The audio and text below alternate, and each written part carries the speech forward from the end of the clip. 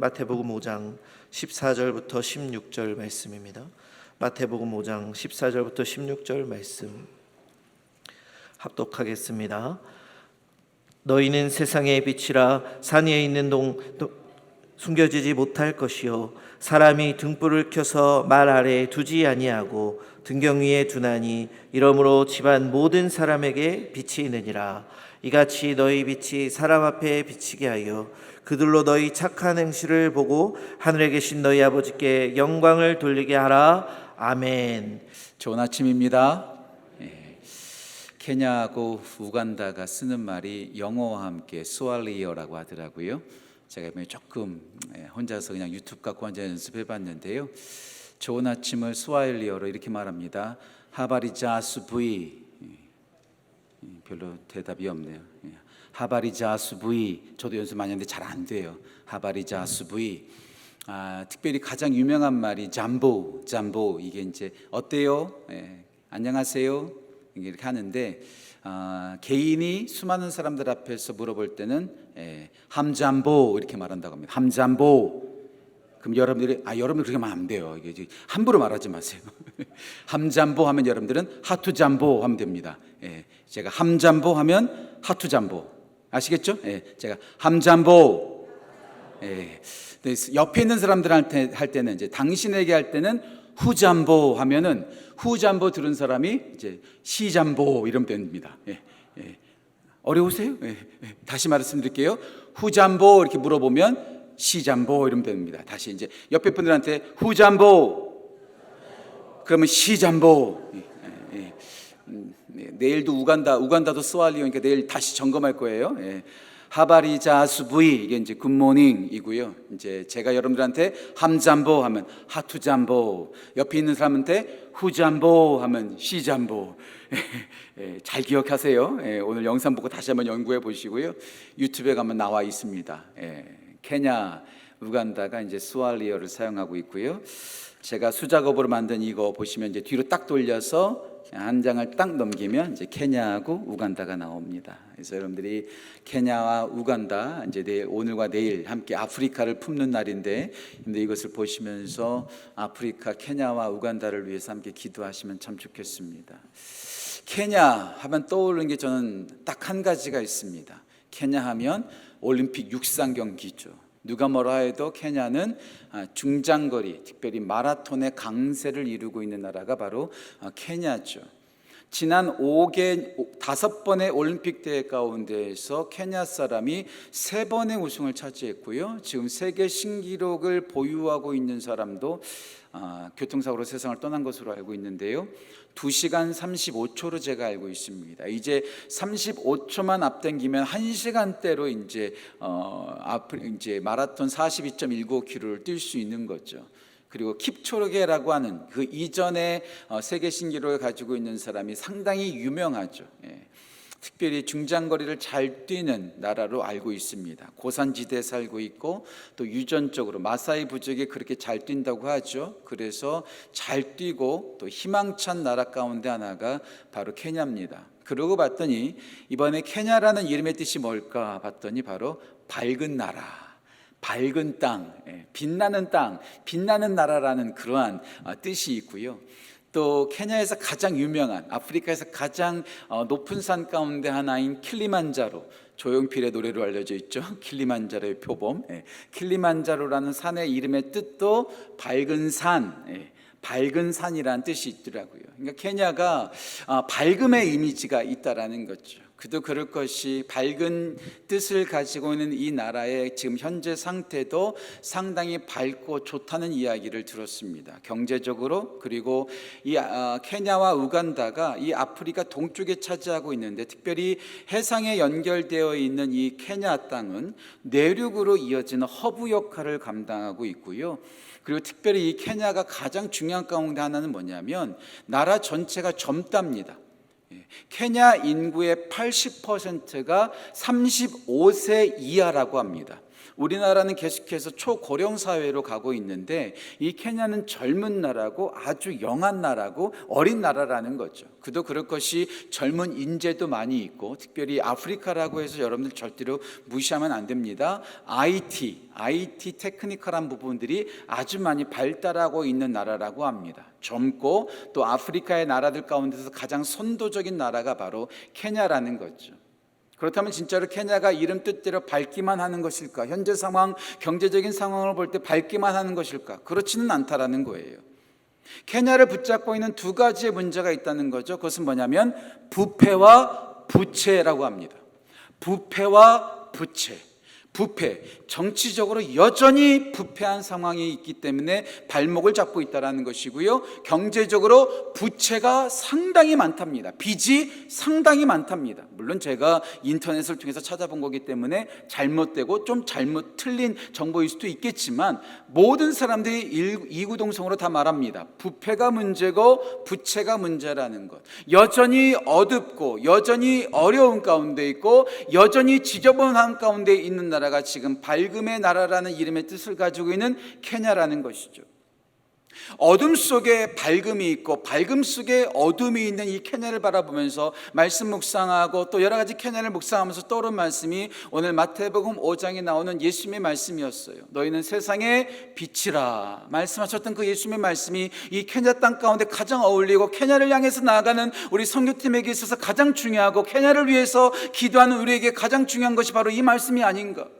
밝음 속에 어둠이 있고 어둠 속에 밝음이 있는 나라 가운데 진정한 밝음이 있는 나라가 되기를 우리가 소망하고 그 땅을 향해서 우리가 나아가는 것이 아닐까. 예, 그렇습니다. 케냐가 진정한 밝은 나라, 정말 빛나는 나라가 되기를 위해서 우리가 그 땅을 위해서 기도하고 그 땅을 2년 연속 계속해서 섬기고 앞으로도 계속해서 섬기는 나라가 되어져야 되겠죠. 선교는요, 여러 가지 모습이 있겠지만 가장 중요한 것 가운데 하나가 일관성입니다. 다시 말씀드릴게요. 선교에 있어서 가장 중요한 것은 일관성입니다. 일주일 방문해서 어떻게 그 나라가 변화되어질 수 있겠습니까? 단기 선교를 통해서 어떻게 변화되어질 수 있겠습니까? 그래서 많은 교회와 많은 선교학자들이 말합니다. 나라를 입양하라. 미전도 족종을 입양하라. 이건 많이 들어보셨죠? 왜냐하면 계속해서 매년 가는 거예요. 정기적으로 가는 거예요. 계속해서 품는 거죠. 그렇게 해야지 될까 말까 한 것이 바로 단기 선교입니다. 작년에도 우리가 수많은 우리 교회 성도들이 케냐 땅을 밟았습니다. 이번 연도에도 우리가 소수지만 케냐 땅을 여전히 일관적으로 함께 그 땅을 밟습니다. 그 땅의 어둠이 몰아가고 그 다음에 모든 빛이, 하나님의 빛이 임하는 케냐 땅이 되길 소원하고 그렇게 섬김으로 놀라운 역사가 나타나기를 주님의 이름으로 축복합니다. 자, 그렇다면 이 어둠이 가득한 이 케냐 땅 가운데 어떻게 우리는 밝음을 드러낼 수 있을까요? 어떻게 예수님의 말씀을 통해서 우리가 어떻게 그 땅을 품고 그 땅을 위해서 기도하고 그 땅을 섬길 수 있을까요? 세 가지로 또 말씀을 나누고자 합니다. 첫 번째 기억해야 될 것, 우리 모두 또 케냐가 다 함께 드러나게 해 주십시오. 드러나게 해 주십시오. 드러나야 한다라는 것이죠. 복음에는요, 선교에는요, 세상적인 원리와 세상적인 방법이 거기에 적용되지 않습니다. 하나님의 방법이 거기에 들어가고요, 숫자에 제약받지 않습니다. 저는 이것을 이렇게 표현하고 싶어요. 하나님의 계산법. 하나님의 계산법. 하나님의 계산법은요, 세상의 계산법과 우리가 흔히 아는 계산법과 완전히 다릅니다. 마태복음 20장에 나오는 것처럼 처음 된 자가 나중되고 나중된 자가 처음 되는 거죠. 세상은요, 처음 된 자가 계속해서 잘 되는 것이고요, 나중된 자는 도태될 수밖에 없지만 우리 하나님의 방법은 다릅니다. 처음 된 자가 나중될 수 있고 나중된 자가 처음 될 수 있다는 것, 역전될 수 있고 바뀔 수 있다는 거죠. 우리 하나님은요, 작은 것을 통해서 큰 것을 넘어뜨리시는 분, 또 큰 일을 하시는 분이 바로 우리 하나님이십니다. 적은 것을 통해서 또 큰 것을 만드시는 분이 바로 우리 하나님이시죠. 어린 아이 하나에 그 보리떡 2개와 보리떡 5개와 물고기 2마리로 5,000명을 먹이시잖아요. 작은 사람을 통해서 큰 것을 부끄럽게 하시는 거죠. 작은 소년에 불과했던 다윗이 3m가 넘는 골리앗을 무너뜨렸다는 것, 작은 것이 큰 것을 무너뜨리고 작은 것을 통해서 큰 역사를 이루십니다. 하나만 더 말씀드리죠. 적은 것을 가지고 많은 것을 물리치시는 분이 바로 우리 하나님이십니다. 이번 주일날 우리가 상계성전에서 제가 설교할 텐데요, 기드온의 300명의 용사를 가지고 한 민족을 초전박살시키십니다. 그 대표적인 말씀, 저는 제가 좋아하는 개인적인 말씀 가운데 하나가 여호수아서 23장 10절입니다. 여호수아서 23장 10절 말씀 보면 한 사람이 1000명을 감당할 것이다. 일당 100도 아니고 성경에서 말하는 것은 일당 1000입니다. 이번에 케냐를 가는 선교팀 대원이 28명이면요 28,000명을 감당하는 거죠. 28만 명을 감당하는 것이죠. 아니, 그보다 더 큰 일을 감당할 줄 저는 믿습니다. 하나님의 방법은 처음 됐다고 해서 계속해서 되는 것이 아니라 처음 된 자가 나중되고 나중된 자가 처음 될 수 있다는 것, 작은 자가 큰 것을 무너뜨릴 수 있고 적은 게 많은 것을 무너뜨릴 수 있다는 것, 그런 의미에서 제가 좋아하는 찰스 스펄전 목사님께서 이런 말씀하셨죠. 하나님께서는 위대한 일을 행하실 때마다 기도하는 한 사람을 세우신다. 우리가 왜 이렇게 특별 새벽 예배를 하죠? 우리가 직접 밟지도 못하는 그 땅을 위해서 왜 우리가 기도하는 거죠? 작은 한 사람의 기도를 통해서, 작은 한 사람의 헌신을 통해서 하나님께서 놀라운 일을 행하시기 때문에 그렇습니다. 우리나라 기독교 역사 가운데 잊을 수 없는 대부흥 사건이 두 가지가 있었죠. 처음에 있었던 것이 원산 대부흥이고 두 번째 있었던 것이 평양 대부흥입니다. 이 원산 대부흥과 평양 대부흥의 시발점이 무엇이었을까요? 한 사람의 회개였습니다. 원산 대부흥에서는 하디 선교사님이 혼자 나와서 회개하는 것 때문에 그 원산 지역에 놀라운 부흥이 맺고 이것이 전국으로 퍼져가기 시작합니다. 평양 대부흥은 어떻게 됐을까요?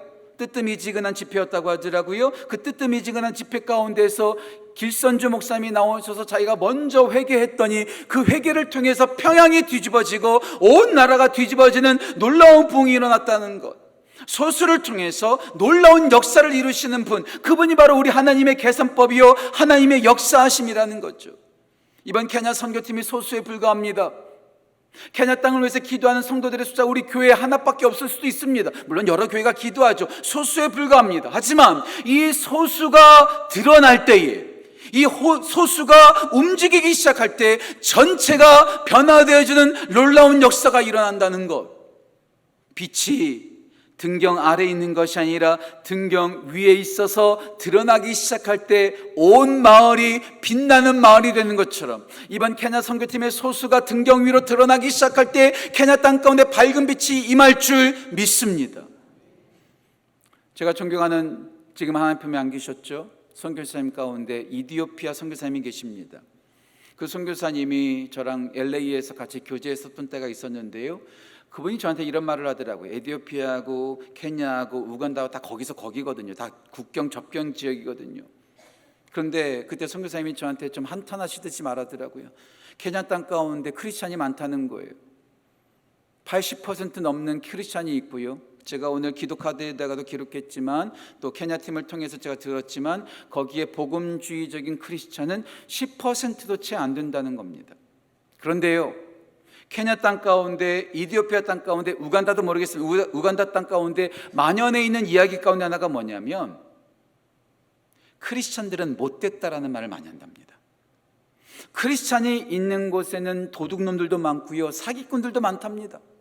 아니, 예수를 믿는 사람들이, 하나님의 말씀을 따라 살아가는 사람들이 오히려 도둑질 많이 하고 거짓말도 많이 하고 얼마나 못되게 구는지 몰라요. 그런데 반대로 참 가슴 아픈 게 뭔지 아세요? 케냐와 우간다와 이디오피아에는요 크리스찬보다 무슬림들이 숫자가 적답니다. 그분의 선교사님의 말이에요. 그런데요, 무슬림들이 얼마나 착한지 모른답니다. 절대 거짓말 안 하고요, 도둑질도 안 하고요, 사기도 안 친답니다. 왜 그럴까요? 그들은 믿음으로 구원받는 것이 아니라 공덕으로 구원받거든요. 자기네들이 구원받기 위해서는 거짓말하면 안 돼요.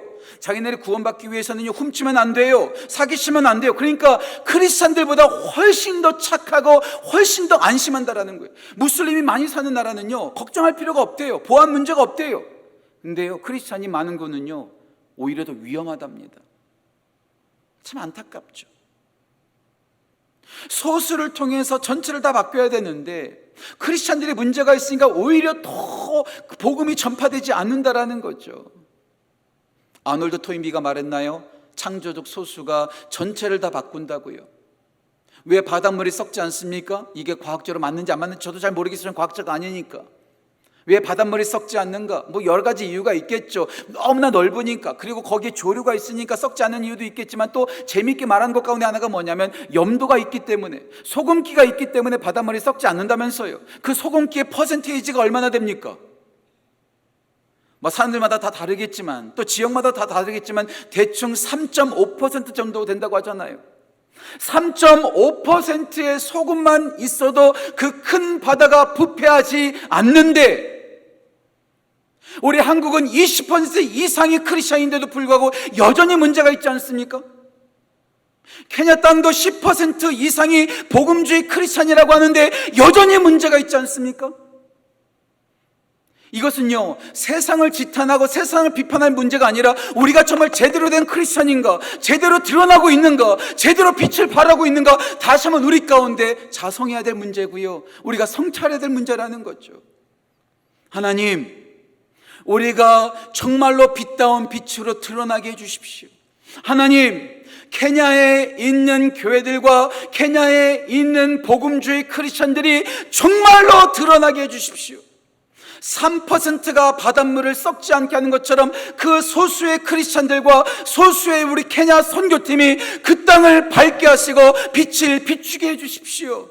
더 이상 숨지 않게 해주십시오. 내가 그리스도인이라는 것, 내 주인이 예수님이라는 것을 절대로 부끄러워하지 않게 해주십시오. 사도 바울이 고백했던 것처럼 내가 복음을 부끄러워하지 아니하노니, 우리가 복음을 부끄러워하지 아니하고 예수 그리스도를 드러내는 참된 빛이 되게 해주십시오.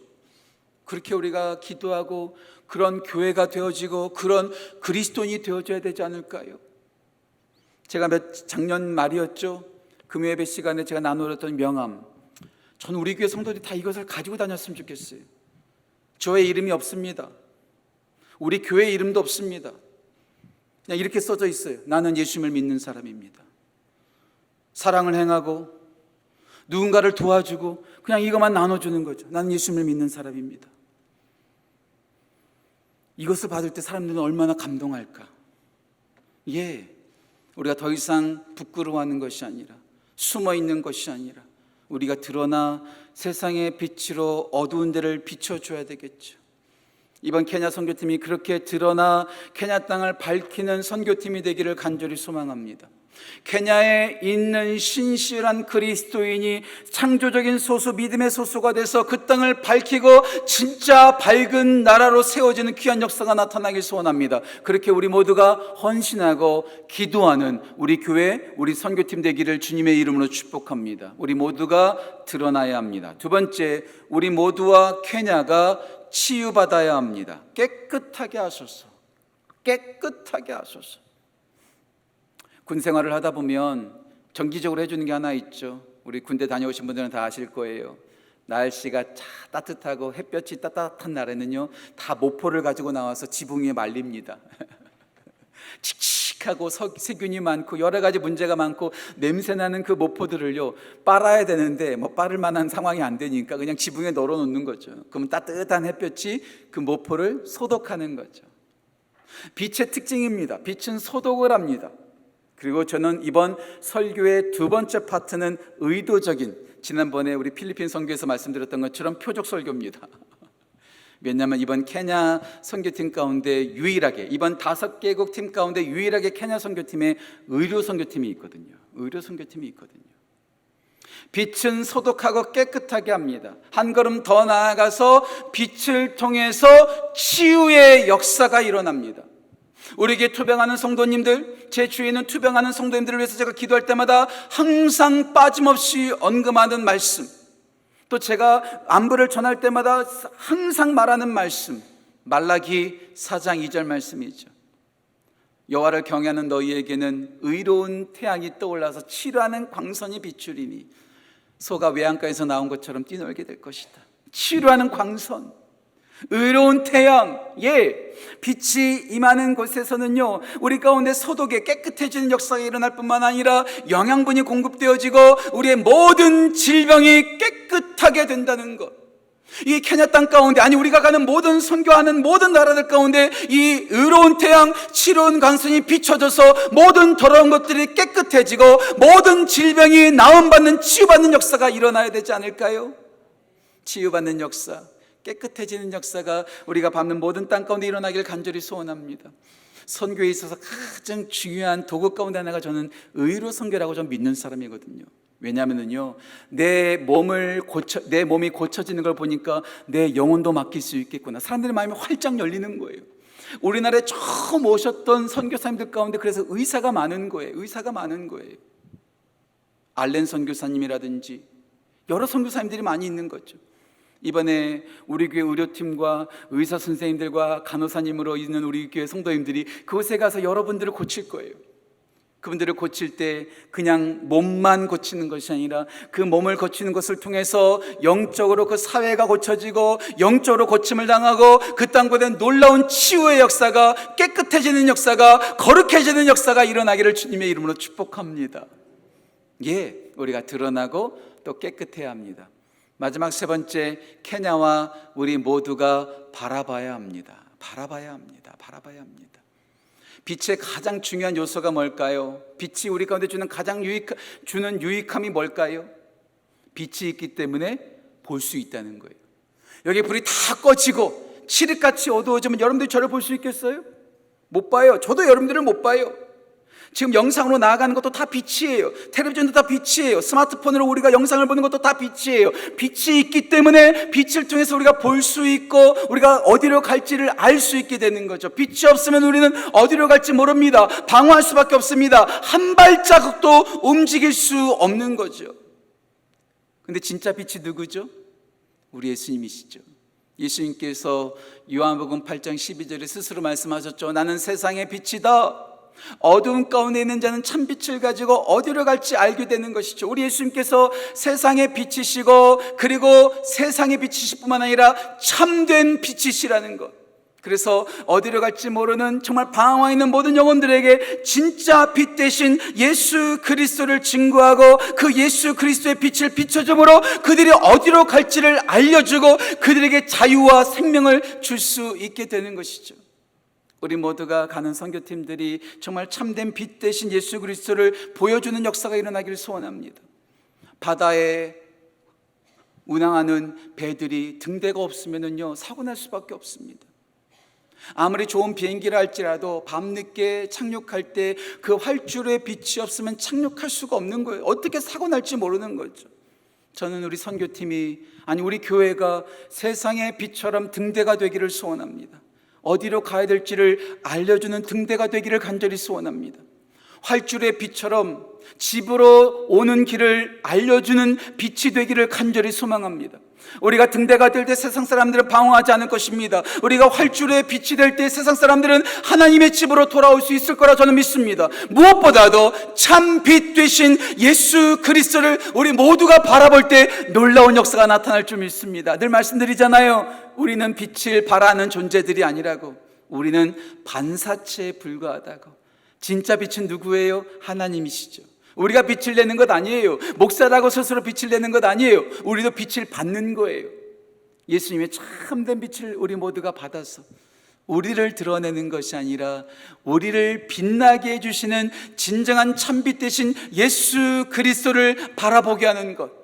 이번 케냐 선교팀을 통해서 그 지역에 또 입당 예배도 있다고 제가 들었어요. 또 의료 선교도 있다고 들었어요. 이 모든 것을 통해서 고치는 의사 선생님과 고치는 간호사가 주목받는 것이 아니라 교회를 세우는 우리 교회가 주목받는 것이 아니라 이번에 사역하는 선교팀이 주목받는 것이 아니라 우리를 보내신 세상의 빛 대신 참빛 대신 예수 그리스도를 케냐 사람들이 바라보는 놀라운 역사가 일어나기를 주님의 이름으로 축복합니다.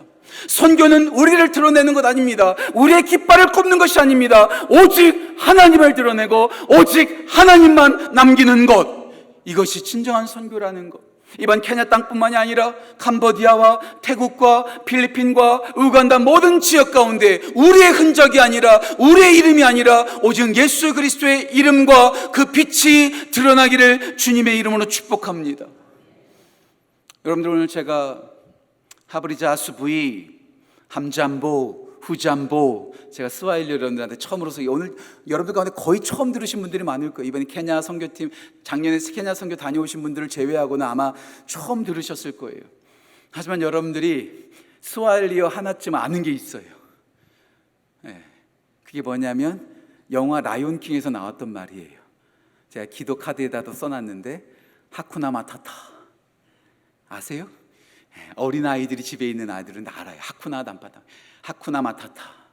이 하쿠나 마타타라고 하는데 또 제가 이번에 또 알아보니까 케냐 가면 그렇게 또 그 말을 쓰지 않는데요. 오히려 이 말을 쓴다고 하더라고요. 함나시나, 함나시나, 함나시나나 하쿠나 마타타나 똑같은 말이라고 하더라고요. 전 세계 사람들이 이 하쿠나 마타타라는 말을 알아요. 함나시나 이 말을 알아요. 이 말의 뜻이 뭘까? 걱정하지 마. 잘 될 거야. No worry, don't worry, be happy 이렇게 말하는 것처럼 문제 없어. 할 수 있어. 이번 케냐 선교팀 하쿠나 마타타. 우리 교회 선교 하쿠나 마타타. 예, 우리가 가면 문제가 없을 겁니다. 우리가 가면 그 땅 가운데 복음이 심겨지고 참빛 대신 예수 그리스도가 선포되어질 줄 믿습니다. 하쿠나 마타타. 모든 문제가 사라지고 우리 선교팀이 밟는 곳마다 놀라운 역사, 참빛 대신 예수 그리스도가 밝혀져서 그 땅이 밝은 나라로 세워지기를 주님의 이름으로 축복합니다. 기도하겠습니다. 하나님 아버지 감사합니다. 우리 모두에게 은혜를 더하셔서 참빛 대신 예수 그리스도를 바라보고 어두운 가운데 있는 땅들을, 어두운 가운데 있는 나라들을 예수님의 밝은 빛으로 비추는 소망을 갖게 하신 것 감사합니다. 우리가 더 이상 감추어 있지 않게 하시고 드러나게 하시고 깨끗하게 하시고 예수 그리스도를 바라보게 하시고 우리의 모든 사역이 불가능이 없도록 우리와 함께 역사하여 주옵소서. 하나님 안에 있을 때 하쿠나 마타타 아무 일도 없습니다. 하나님 그리스도 예수 안에 있을 때 함나시나 우리 가운데 문제가 없을 것입니다. 우리 가운데 그러한 놀라운 역사와 놀라운 간증과 놀라운 기쁨이 넘칠 수 있도록 우리 가운데 역사하여 주옵소서. 감사드리며 귀하신 예수님의 이름으로 기도합니다. 아멘.